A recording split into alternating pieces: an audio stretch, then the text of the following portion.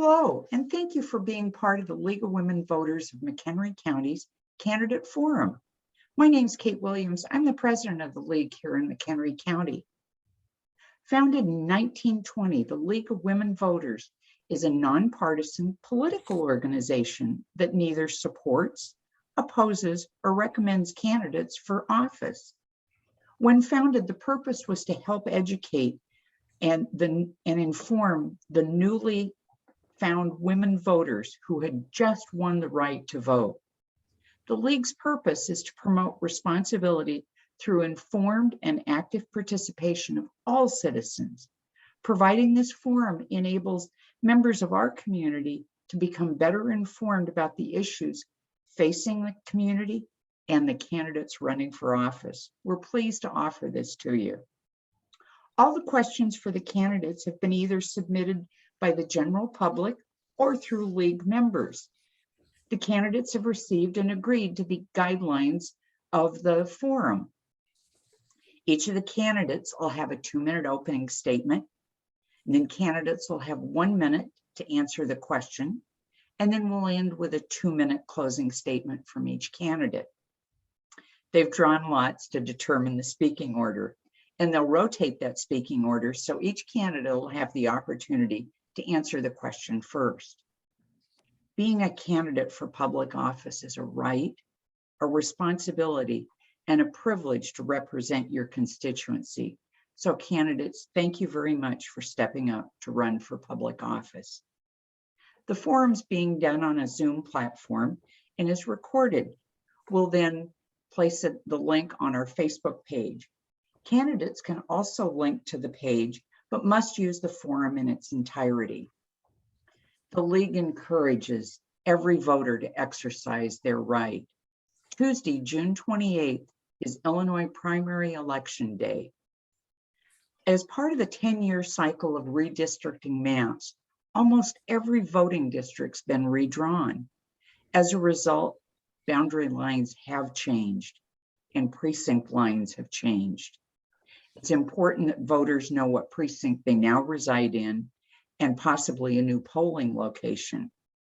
New voting cards were mailed out a few weeks ago and may be revised and mailed again. Watch your mailbox and please take time to read and check for where your voting location is. As they say, avoid the lines and request a ballot be sent to you so you can vote by mail. And then early voting at select locations starts June 1st. I strongly encourage you to visit the McHenry County Clerk's website for all the details. Vote by mail, vote early, or vote on election day, but please exercise your right to vote. And now on to today's forum. I'm pleased to recognize our team. Lee Ekstrom will be doing the timing for it, and an active and well-trained moderator, Anna Gifford, is with us today. I'm now going to turn the forum over to Anna, and she'll introduce the candidates. Thanks, Kate. As Kate mentioned before, your order of questions have been drawn by lot. And at this time, Paul, I would ask you to please begin your opening statement, if you would. Well, I want to thank the League for having me here today, and I want to wish all those mothers an early happy Mother's Day, or birthing people, whatever you prefer to go by. But my name is Paul Berthel. I'm running for the 4th District. For the most part, I'm a lifelong Illinoisan. I'm also a business owner. I'm an author, and I'm also, I operate a non-for-profit animal welfare advocacy, where we fight for the fair and ethical treatment of animals. The organization, we were behind such grassroots efforts, such as championing issues that are now laws within the state of Illinois for those sentient beings. So while we have participated in the framework for many of those bill introductions to the General Assembly for those issues, similarly, McHenry County, I would like to remind people that is not an island, and this is one of the platforms I'll be running on, that we should not perhaps consider McHenry County an island, regardless of the retention of citizens. I noticed that we have maintained our citizenry, but At the same time, and I've looked at past videos, taxes have always been an issue. I've yet to hear the solution to the taxes. I just recently got wind, and as I'm sure all you homeowners have done as well, that our taxes are about yet to go up again. And what's frustrating about this is I don't hear solutions. I hear that it's a concern. Where are the bullet lists? Where are the bullet lists from all the candidates, not just those here, but all those precincts that you guys have been interviewing? So where are those solutions? I do have some solutions and or thoughts that I would like to present either later, or they're also on my website. So while I suggest that McHenry County not be that island that I framed the thoughts behind, would like to remind people that it's more about the businesses here and that we interact with the businesses. I'll go forward with this. Thank you. Thank you, but your time is up. I Very do good. appreciate it. Thank you. Thank you. Suzanne? Okay. My name is Suzanne Delaney. My background is a registered nurse and for 35 years, 27 years as a nurse executive, both regionally and globally, not globally, nationally, I should say, but somewhat globally because I was involved in some international issues with the Joint Commission on Accreditation. So I have was a small business owner as well. In my last role, I was director of safety and quality for the Winnebago County nursing home, 304-bed nursing facility. I oversaw not only the residents, but I oversaw the whole facility, the employees, which were 250, and wrote their emergency preparedness plan, did a tabletop, just like Agenda 201, we did a tabletop, which was required by law, to make sure that we met the standards for the standards of participation for the nursing home, which we did. I spent the day with the Office of Inspector General there. They did a surprise visit and did an 8-hour visit, and we did quite well with that as well. After that, my job was phased out after 2.5 years of being there. They decided to bring on an assistant director of nursing. And I decided to try something different after to try a dream that I had, which is a small business. I started a retail business, antiques, and it was in Woodstock. And I was open 1.5 years and did well, except for the pandemic. After 3 months of being in there, I had to close my doors. But I do maintain the Facebook, the Gilded Acorn, online, and a lot of my customers had asked me if I would run for office, which I accepted gladly, and see that we need to have some change, and have a voice and transparency. So my goal is to bring a female's perspective. Thank you very much. Mike? Mike Shorten, I'm a 19-year resident of McHenry County. I've raised my 3 daughters who are now 17 to 23 years old here. We love the area, and really excited for the opportunity to join the board. I do want to thank the league for putting on this forum, and I also want to thank the candidates for stepping up. I've done this a couple times, and I know both Paul and Suzanne are brand new to this, and it takes a lot of guts to put your foot forward and draw the light on you. So thank you for that. My full-time job, I work as a business-to-business account manager, and I work with organizations from very small all the way up to international. I've been doing that for upwards of 20 years now. In political life, I've served as a precinct committeeman for the Republican Party and held leadership positions in Nunde Township and the McHenry County Republican organizations. I also served 4 years in Nunde Township as a trustee, where I gained the experience that's needed to serve on a board. I fought to lower taxes. A 4-year battle that culminated with a partnership with our Assessor Mark Zezewski, did a great job of cutting costs in his office. And I think since we were able to lower those taxes, based on my math, we've allowed citizens to keep their money to the tune of almost $600,000 over the past several years, fought for transparency, and I've also learned hard lessons on being on the losing side of a particular issue or initiative. I'm ready to step into the job on day one and represent the people of my district. Thank you. Thank you. Joe. Thank you. Thanks first and foremost to the league for putting this on. It's nice to have a forum to talk to, and it's nice to our local citizens to have a chance to hear about what we're doing or trying to do. I've lived in McHenry County since 1984. I've raised a family here. My kids sadly are scattered to the four winds as far away as Singapore, but they all got their chance to learn and live in McHenry County. I'm hoping that I've left the place a little better than I started at. We talk about taxes. Since I was on the board, McHenry County's share of property taxes has actually gone down. Now, that is not going to be the case for the school districts and the other entities, but the actual bite that the McHenry County Board takes for property taxes is less. We actually have a reduced budget because of that. And we've balanced that budget in most instances by reducing the size of the government itself. We're down almost 200 employees from the time that I first got there. As far as what else that I've worked on and done, besides the tax issues, I've also worked with improving job opportunities by making certain the transportation projects and things get finished. Route 23 and I-90 will be the next location that we grow at. It's the first time that McHenry County's had an interchange that's a direct access to the interstate in the history of McHenry County. Anyway, I've been happy to work with those things. My goal is to continue to improve the job possibilities in McHenry County, and make it easier for people in McHenry County to live and maintain their lives in a place that it's good for everyone to live in. Thank you.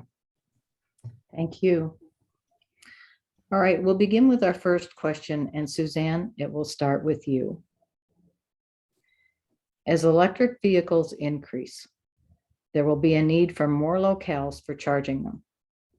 What ideas do you have for the county to offer incentives for businesses, community areas, to make more parking areas with charging stations available?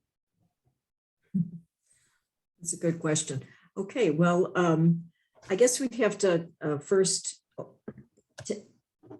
survey the areas that are open for that availability and the cost, of course, and who's going to, of course, I think the taxpayers know that they'll be absorbing some of those costs. I don't think it's going to be for free. The other thing is that the cost of the electric vehicles. I just purchased a car like last year because I was in an accident. So I'm not very happy to be having to put out a lot of money for an electric vehicle. I don't know how many people will be able to afford that. So I think the idea of surveying the areas of where we can put those stations. I know Crystal Lake has just put one down by the train station. It's just been, it's one that I just read recently that they put in, and hopefully we'll be able to put a few more in just to see how much that will benefit the constituents of the community, and how long it does take to that's a concern. How long does it take to charge your car? So thank you. Okay.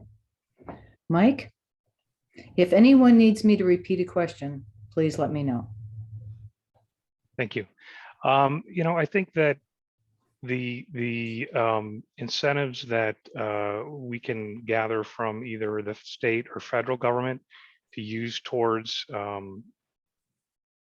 adding charging stations across the county, I think you do it via population where it makes sense, and make sure it's cost neutral to the taxpayers, at least from a property tax level. Obviously, if money's come from the state or the federal government, we all pay for it. But we also need to watch technology, because I think electric vehicles are kind of a short-term step where we're going to develop other technologies and that are enable to make it easier and faster to charge those vehicles. So I foresee at some point, as we kind of reach a mass market, gas stations are going to decline in need, and private sector will take over and come in and fill the gap to allow people to charge their electric vehicles as needed. Thank you. Joe? Thank you. There's currently several programs that the federal government has been using to encourage state and local officials and state and local entities to put in, electric charging stations. The county currently has several at the county's main buildings at the courthouse. But in the long term, I don't think it's going to be something that the government can actually solve. I think it's going to require business. And, if you look at Tesla, one of the things that they have in a Tesla, no, I don't own one, but if you look in one of their vehicles, you'll see that it actually can tell you where the nearest charging station is as you're driving down the road. I don't think in the long run that having charging stations someplace when a car takes 20 to 30 minutes to charge is going to be the long-term solution. It's going to have to be a business situation where those entities, they pair them with other things that people need, whether it's the grocery store or the local coffee shop, so that people can do one or two things at a time. It's something that takes them about 20 minutes usually. But I'm absolutely in favor of the government using the ones that we have to get it started. I just don't think in the end the government and owning all the charging stations is the answer. Thank you. Paul? Let's talk about EVs. When only less than 5% of people have EVs currently, how we don't have the infrastructure to even support the grid work, the electrical grid work to even support what's coming out of Washington to support the EVs and where they want to take us by 2030. I've heard some saying 2040, and I've heard as much as 2050. I'm not against green energy, but blatantly saying everybody go out and get a EV when you have the current administration that won't even acknowledge Elon Musk other than for his free speech platform. He won't even talk about him. He talks about Ford, he talks about GM, but he doesn't talk about Elon Musk or Tesla. Why? Because Tesla is non-union. That's why he won't talk about him. So when we talk about EVs, sure, let's bring them. What's your cheapest vehicle right now on the market? It's the Chevy Volt. I think it's at 50 G's, okay? When you go out there and get a Tesla, what's your cheapest Tesla? It's around 70 for the lowest platform of EVs. Who can afford this? So yeah, I am in agreement with the other candidates that maybe perhaps when President Biden suggests that we should everybody go get an EV, what's the incentives coming out of Washington to provide everybody with this EV? And then we can talk about the electrical grid work that is needed to support all this. The incentive to those businesses would certainly have charging stations at their businesses and the apps necessary to find those charging stations. And the incentive, of course, would be to drive businesses to those area businesses because they have the charging stations. But let's get real about this. The costs are too high for the EV, nor is the electrical grid work there available for the constituents. So let's be real about it. It's not going to happen by 2030. Despite what Washington says. Okay, thank you. Okay, Mike, I'd like to begin this next question with you, please. What more can the county do to protect the area's water resources, particularly during severe dry periods and as lands go through future developments? I think the most important thing that the county can do is to make sure that we have good planning and good engineering. Obviously, I've lived here for 20 years. Some of the things that have been talking about, not at the county level, but City of Crystal Lake, same conversations have gone on for a long time, but they gotten to the point that understanding of water flow and technology and development of technology is finally allowing them to make improvements to route the water the way that it wants to go. So I think the best answer to that is, make sure that we're current on engineering and our understanding of technology and how to use it. Thank you. Joe? Well, first off, the county is the only, you have to understand, every drop of water we use in McHenry County comes out of a well. There isn't any other mechanism for McHenry County to survive. And that doesn't matter whether you're in the city or you're in the county. So the county has actually spent the last 15 years operating a monitoring system to keep track of what's going on in those wells. They have different lengths of time. Some of the wells are actually monitored every 4 hours in terms, it's automatically, but most of them are more like a daily process. That monitoring at least tells us what's going on. Long-term engineering, what we have to do is make certain that the water that falls on this county ends up back into the ground, not being flushed down the Fox River. And as long as we do that, we should be fine for a very long time. If we drain all the water out of the ground, no, we will ultimately move because no one can survive without water supply. We are in good shape. I know that we've had drought conditions recently, but they actually just had a report on that just last Tuesday. So we're better shape than we were 10 years ago, but we're not as good a shape as we could be. But we still need water to hit the ground and get into the ground. We're lucky. We live on a part of the world that is got a great deal of sand and gravel, and that sand and gravel is a great recharge source for us. So hopefully our future designs will make certain that water doesn't get flushed into the nearest creek, but rather gets held on property and up and absorbed into the ground. Thank you. Paul? Yeah, there's some good points put up there. I think the McHenry County Board is doing a pretty good job actually on that. I would suggest making additional use of our reservoirs. Perhaps for instance, there's monies left over from the American Rescue Plan funding. Perhaps if there's issues with flooding in certain areas and maybe the green technology that we could incorporate, those funds could be attributed or perhaps federal assistance with any issues that we're having. That's one issue I would love to dive into though, but that's where I stand on those issues. Thank you. Suzanne? As far as the water reserves, I'm a gardener, so I noticed this right away. When you're out in the garden and you drive around, last year was phenomenal for many of my neighbors, seeing their ponds just go to nothing.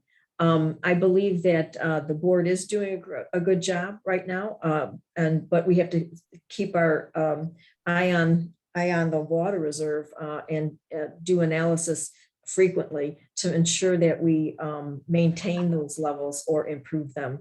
I'm a city girl, grew up in this Chicago and was used to that water. This is my first well living in Crystal Lake for 5 years. So it's been interesting, but I believe that my concern is the well water and maintaining those reserves as well. So I think keeping a pulse on what's going on so that we can notify our constituents to make sure and be transparent with what's going on a frequent basis, because that's what's going to be needed. I know that a lot of people, my neighbors, see that this is happening and they are asking questions, especially when I canvass, they do ask those questions. So at this point, I think we need to monitor it and report back to our constituents. Thank you.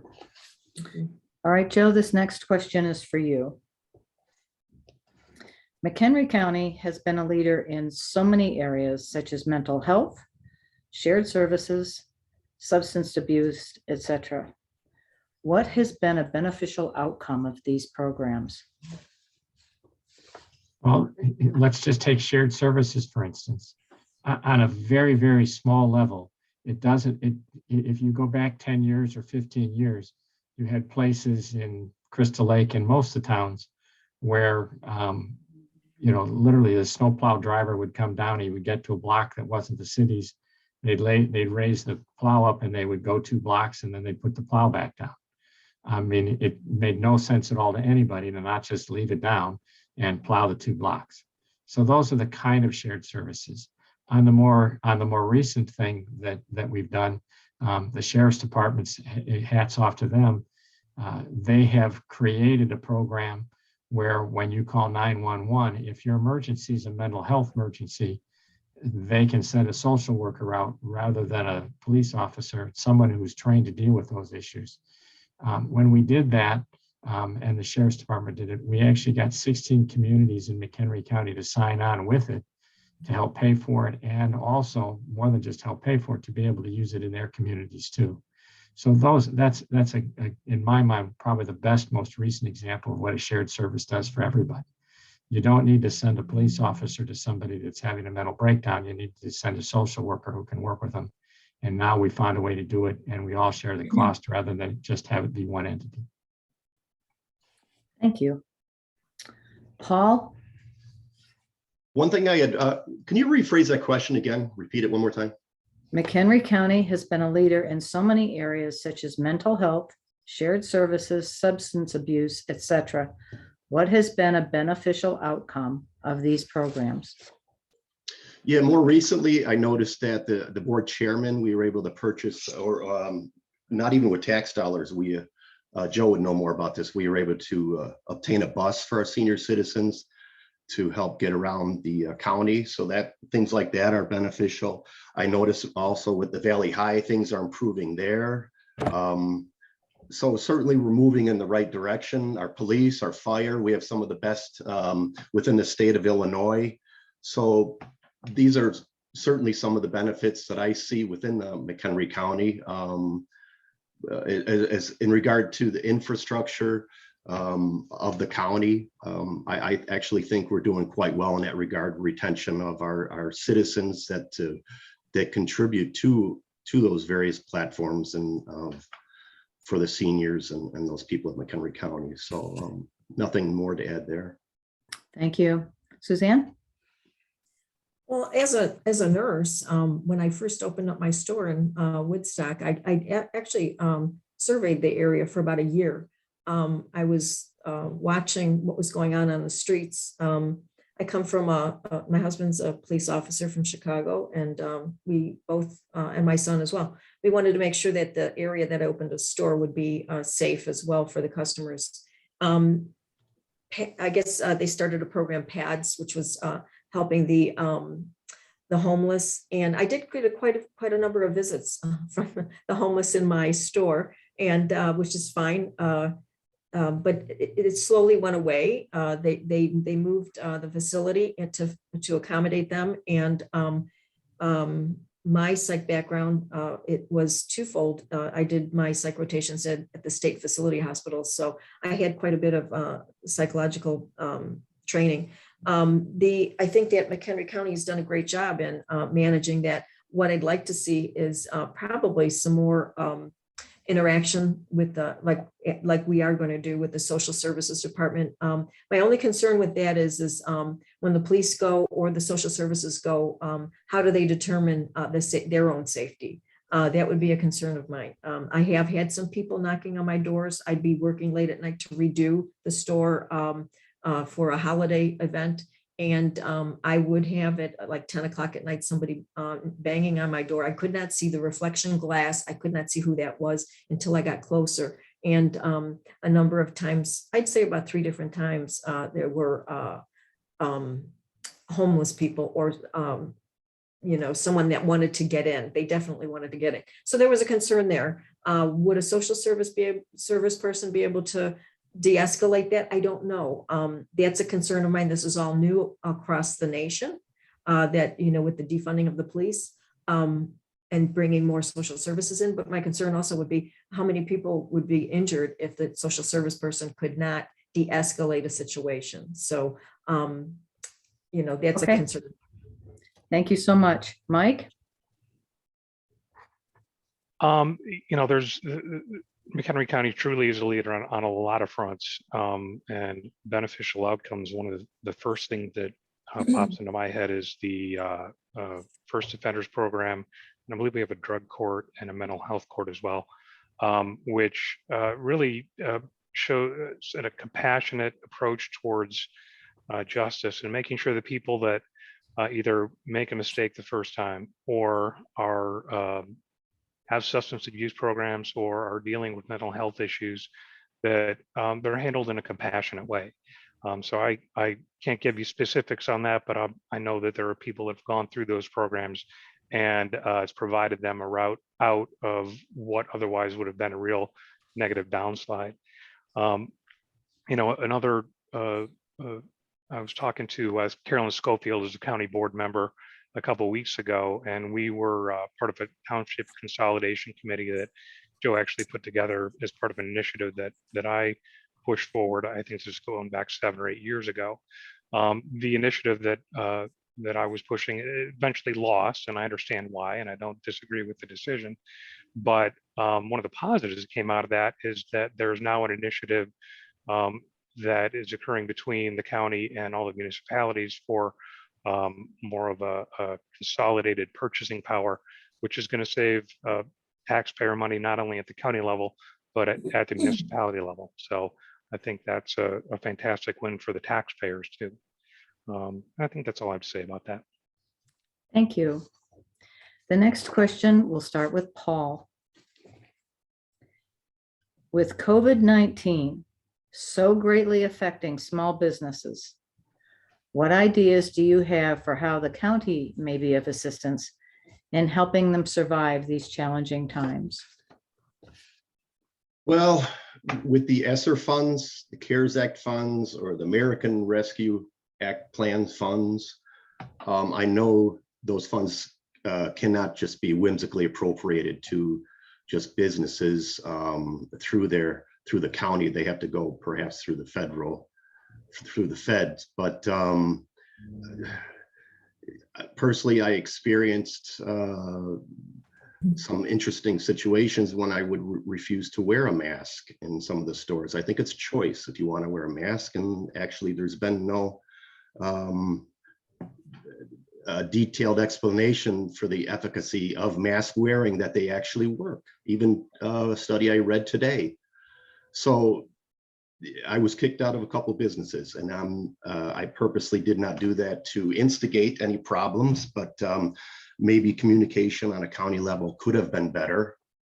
And I'll also tell this story. I went to probably at least 200 businesses as part of my campaign.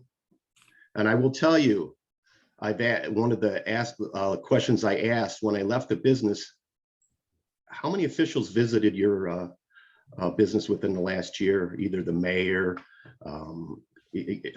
any type of official, county level or what have you. Zero. Pretty much all of them told me zero visited those businesses. So how are you going to tell me that any of them were proactive on the COVID stance, frequenting those businesses, determining what those businesses would need? Just blatantly putting it on a website does not do anything for the businesses. How many actually visited those businesses to see how they were doing? The Green Market Grocer place in Crystal Lake that's across from Mariano's has been vacant for 2 years now. I went to the adjacent businesses to those. The foot traffic has dropped dramatically because that store is an eyesore. It's been vacant for now 2 years. And I was told, Paul, why would you worry about such a thing? That would belong to the Crystal Lake mayor. I could not disagree more. Those are tax revenue dollars coming into the county. It's an eyesore. It affects all those businesses in that Thank plaza. you. Yep. No I do problem. appreciate the time. Thank you. Suzanne? Could you repeat the question one more time, please? I sure can. With COVID-19 so greatly affecting small businesses, what ideas do you have for how the county may be of assistance in helping them survive these challenging times? Okay, great question. My small business, when we were closed, I was at the pinnacle of turning to being pretty profitable after 3 months. I had a great following, had some vendors in my store in Woodstock. And what I was seeing is that the restaurants were being helped along the way, but the retailers weren't. So I did a quick call to the chamber. I said, what are we going to do for the retailers? So I worked with the executive director, and we did a video online, 10-minute session where people could do a walkthrough through your store. So, and that's still online. That's on the Gilded Acorn site. So you could see me walking through and doing that at the time, so that I could still do a do sales, but show my wares and then do a door to car pickup. That's one solution, not an end all be all, because, you know, I still had to go back online and do that. But people, you know, were kind of frozen in that at that time since it was new. But I think we could come up with a lot more ideas to generate and focus on retail. Like Paul said, retail is being decimated. Small business is decimated.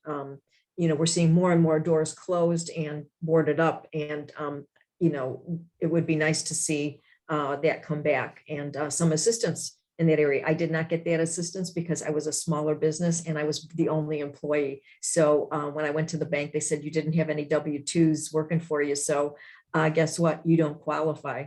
I was pretty amazed at that. Yet Harvard collected and some of these big agencies collected big checks when those federal funds came in. So that's all I have to say for that right now, but I think we could definitely do some brainstorming on some other ideas, but I did bring some to the forefront and they did follow through on it. So thank you. Thank you. Mike? You know, the unfortunate thing is we can't do anything for the businesses that did close. They're gone. The people, I know people that own small businesses that did not survive despite government assistance, despite you know, attempts by customers being loyal to them. So I think what we can do is to continue to make the business environment for small businesses in the county is least obtrusive as possible. Make it easier for those that are in business to simply run their business and not deal with government red tape, and make it easier for those that want to open businesses in the county to get their doors open and generate revenue as quickly as possible. And then to help both new businesses and businesses that were able to survive, thrive going forward, you know, we need to be a bit more pragmatic in our approach to dealing with the COVID-19 virus going forward. There's a lot of actions that were taking place by the federal government, by the state government, that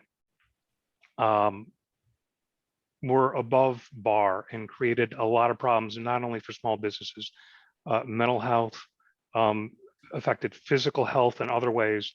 So I think that as leaders in the county going forward, we need to understand what took place before and not let it happen again.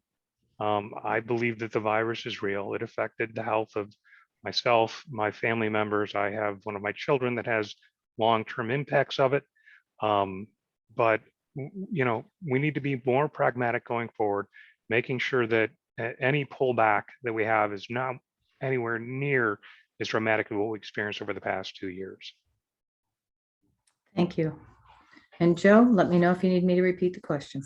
No, thank you. I have it. The first and foremost is that I don't ever want to see us do the damage that was done to all those small businesses. It never made sense to me in the first place when we were closing small businesses, but the Walmarts of the world were perfectly fine to stay open. They were selling the same kind of products. It didn't make any sense to me that you could be safe in Walmart, but not safe at the paint store.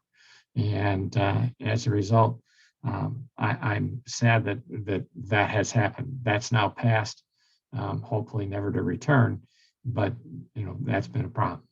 The second thing, the county has been the recipient of roughly $59 million award for helping to repair some of that damage. There is a lot of restrictions on it, but some of the things that they've been able to do and what they've awarded so far are things, and it won't help the day-to-day small businessman, but it will help long-term getting training for individuals for future jobs. It will help getting other programs going. We've only actually distributed somewhere in the neighborhood of about $8 million of that $59 million. But it is stuff that we've put out to say, please tell us how you do need this help. What we can do that would save a problem in your particular business. And that's what that's what those funds are for. But in the end, the long term is we can never shut down businesses like this again. It just can't do it. It did too much damage to the individuals that ran and own those businesses. And I don't know that there's anything we can do to fix the damage that was done. Thank you. The next question will start with Suzanne. Anna, I have to bring something up. I have been generously giving everybody 2 minutes on these questions that they were only supposed to have a minute. So as we go forward, I would like them to know that it'll be on a 1 minute timing for answers for the following questions. Okay. Okay, thank you. Suzanne, this next question will begin with you. We understand that residential growth is happening in the county.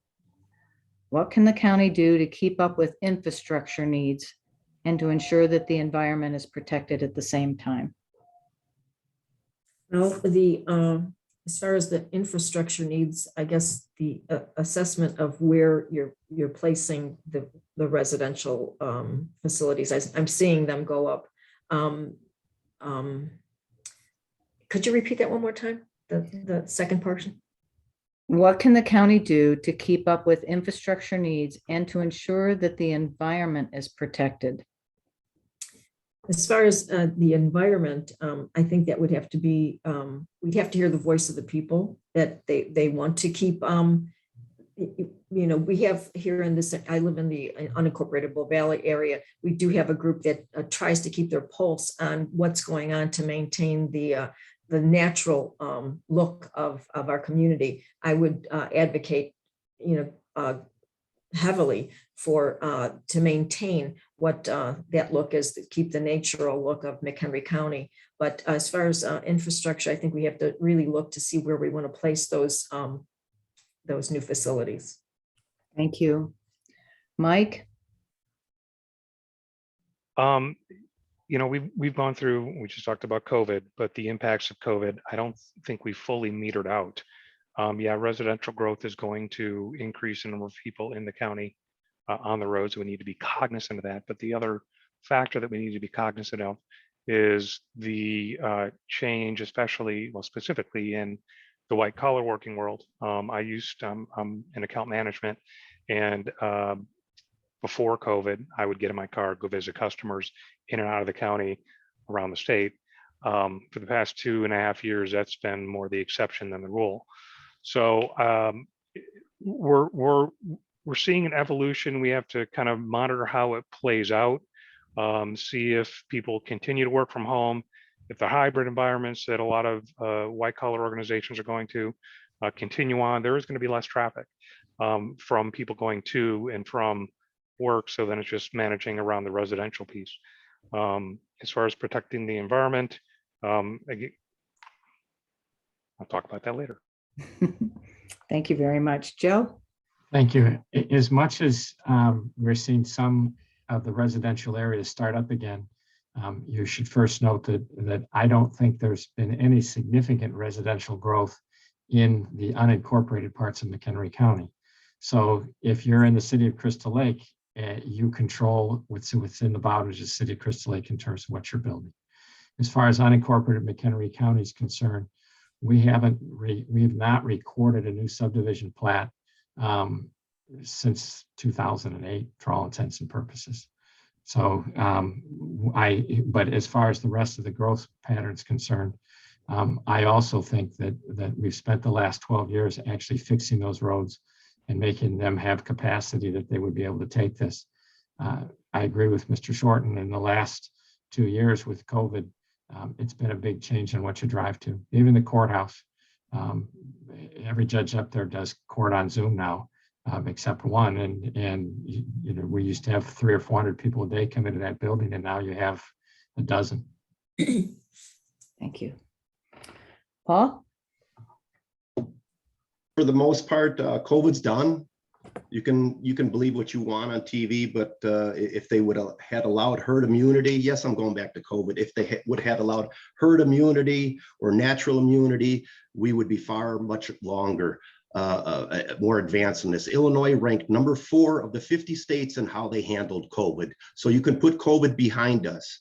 If you want to wear a mask, you wear your mask. You take your 5th immunity shot or your booster shot. As far as for growth, I drive along Route 31, Route 14. Some of it's incorporated, some of it's not.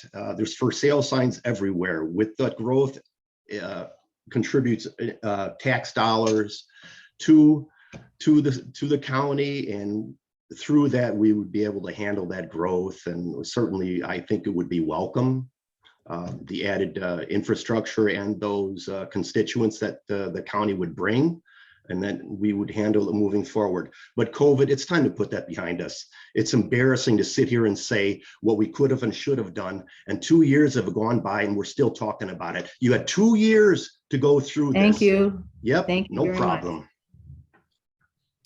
Question number 6 begins with Mike. If you win your election, on which McHenry County Board committees would you like to serve and why? I think the two that pop into my head, number one, I would ask to be appointed as a liaison to the Conservation District. That's something that actually has become a little bit of a hobby of mine, learning more about the Conservation District over the past 2 years. If there's a positive thing that came out from that for me personally, is that I've enjoyed to appreciate nature and the wonderful areas that the Conservation District has throughout the county. The second committee I would want to be involved in, would be historic preservation. That's kind of a little bit of a passion of mine. Okay, thank you. Joe? Currently in the chair of administrative services, and in the past I'm also on plan and environment and development.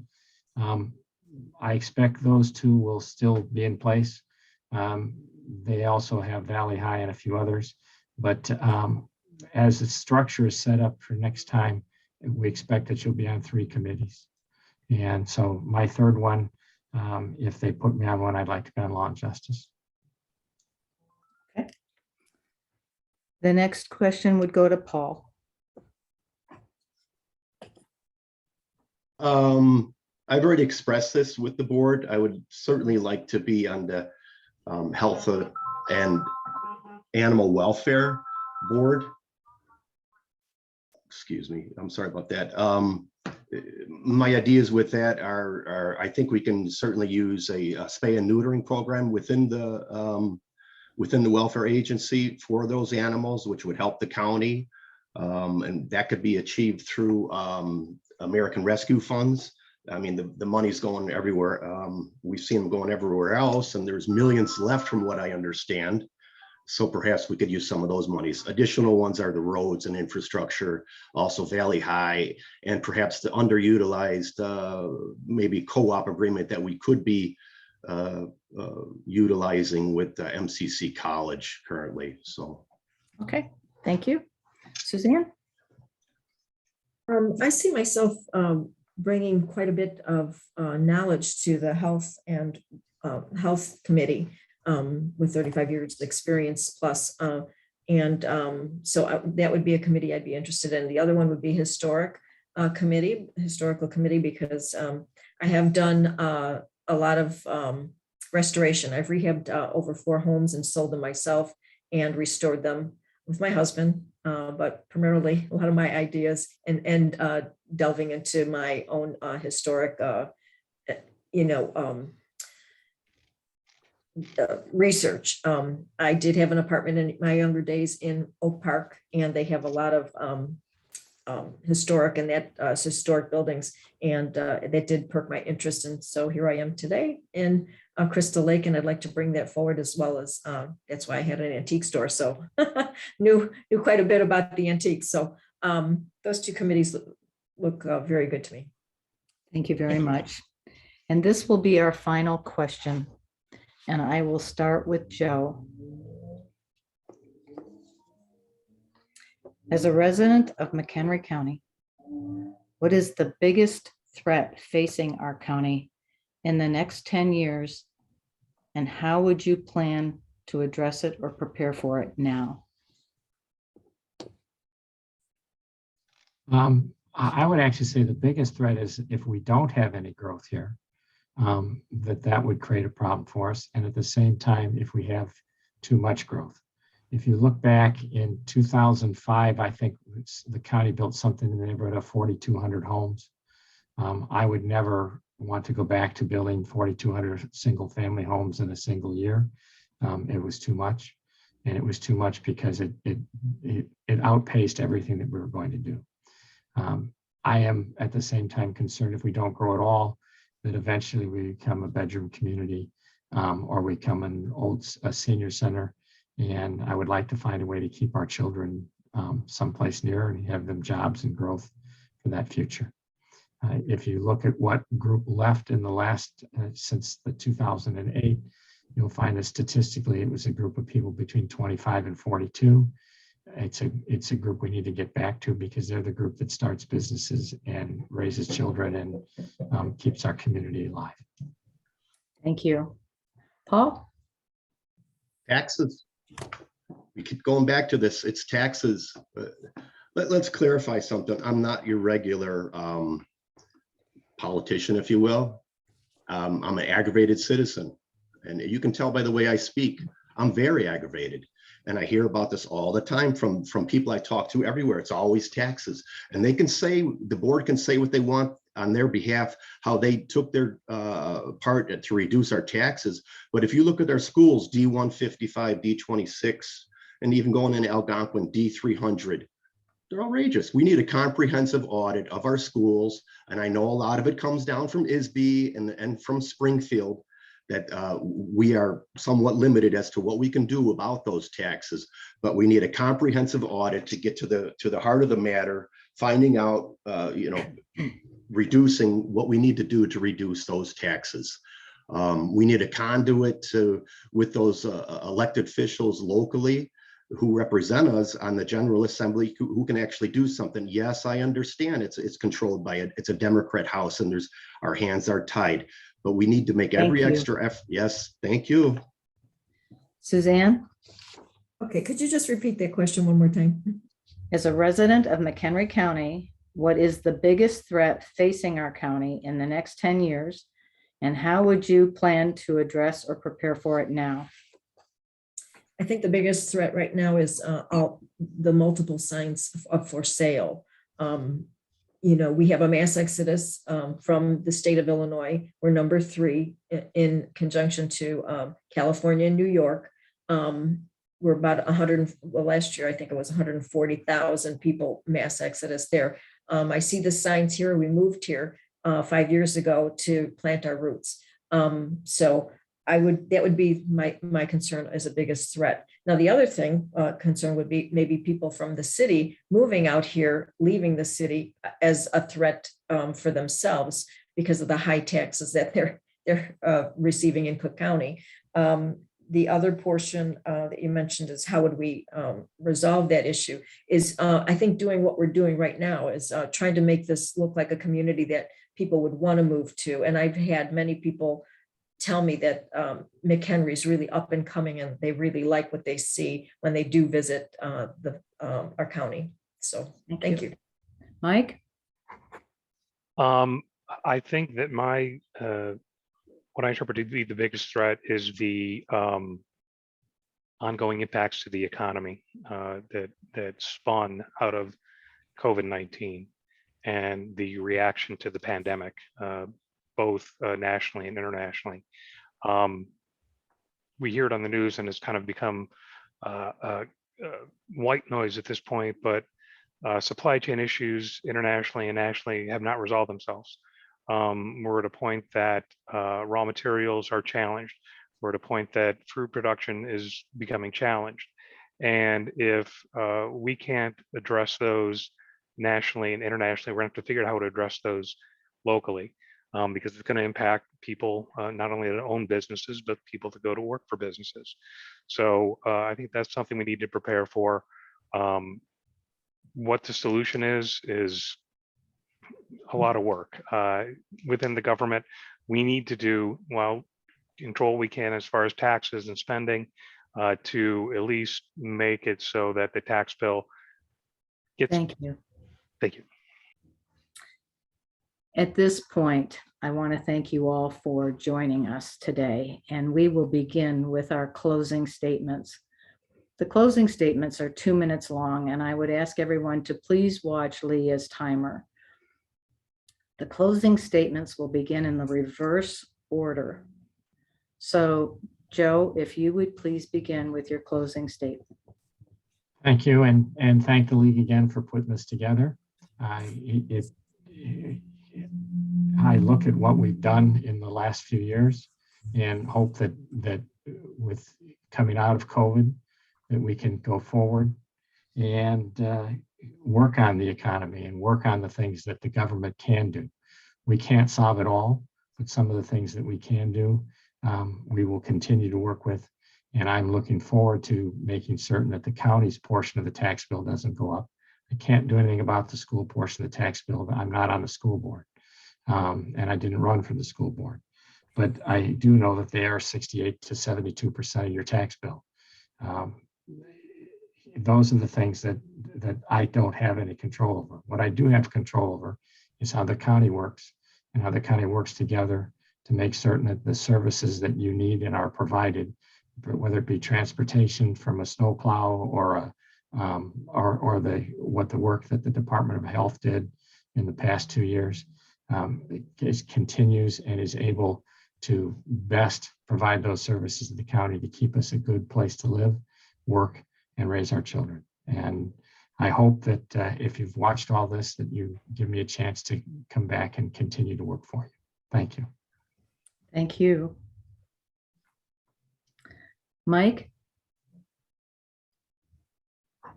As I'm out talking to voters, yes, there's a lot of angst about what's gone on the past 2 years. There's a lot of angst about what the future looks like.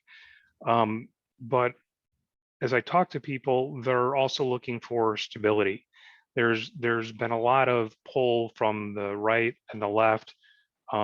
This whole era of partisanship is damaging, not only to the structure of the government, but to people individually.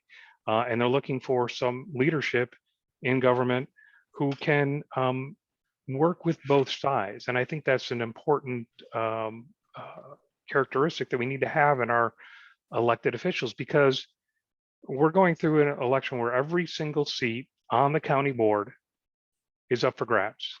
And that means you might end up with a Democrat majority.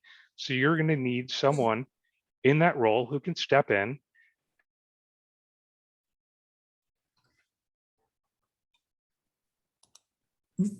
You need someone that's going to be able to step into that role on day one. I've worked on boards as a trustee.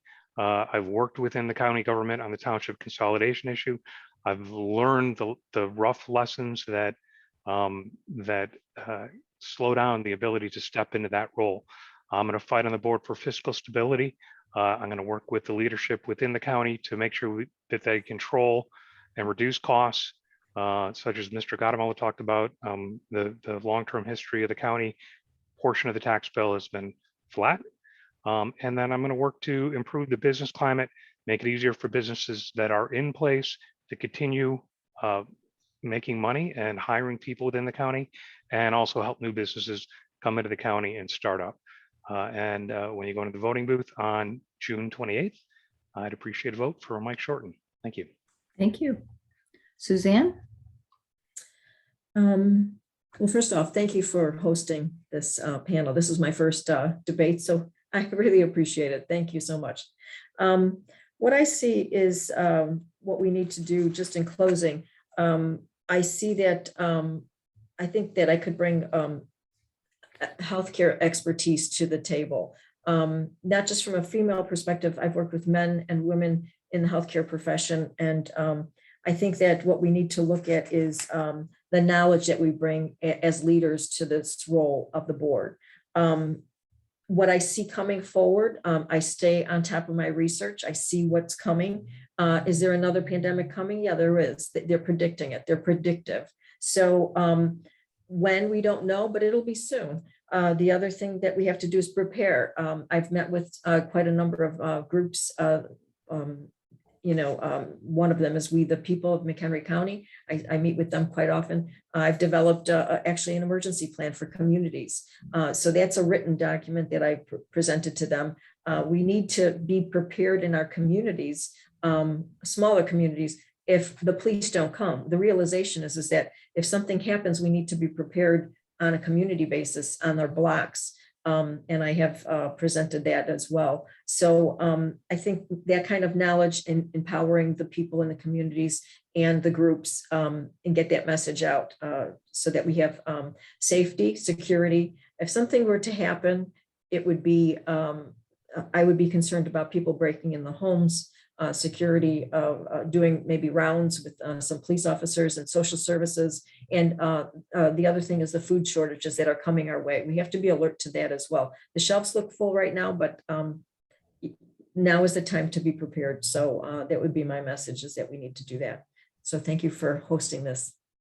Thank you very much. Okay, Paul? The most entertaining for last. I look at Orland Park. I look at the mayor there. He went for the businesses. He supported the businesses. He supported the citizens. You wanted to wear a mask, you'd go wear a mask. The businesses did quite well out of it. Yeah, I look at the governor here, Governor Pritzker.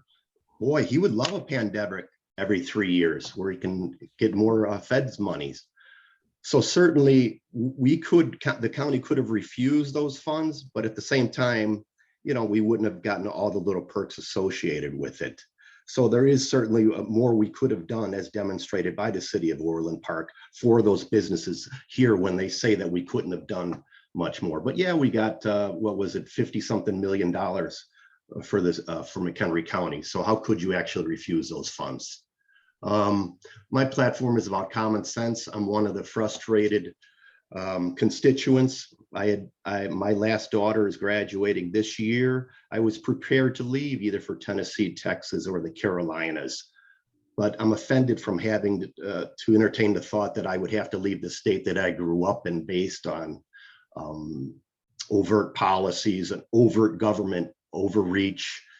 And that's why I'm still here, and I'll see what I can do. And if I lose on principle, and I'm satisfied with that. But I'm running on common sense. The food shortages that you speak of, the idea that men can be women, the CRTs in our classrooms that we didn't speak about, the sex education for children 5 and over, and the idea that your daughter, if she can get pregnant, does not have to talk with the parents, but can talk or can go get an abortion with the state is outrageous. What we're hearing and what's coming down from Springfield, I understand this is not on a county level what I'm speaking about, but at the same time, you get to understand where I'm coming from, these issues that I speak of. You can see how aggravated I am at where we're going. And I think I can bring a lot of good things to the table. I hope that you would vote for me. Certainly taxes. Every year they talk about taxes. I looked at videos on YouTube going back 10 years. Thank you for your time. Taxes were the talk. Vote for Paul Barthel. Thank you. All right, folks, I'd like to thank you all for your time, and this will conclude the forum for today. You'll have a little bit of time to be able to go and enjoy that beautiful weather out there, and I will ask Kate to end the recording.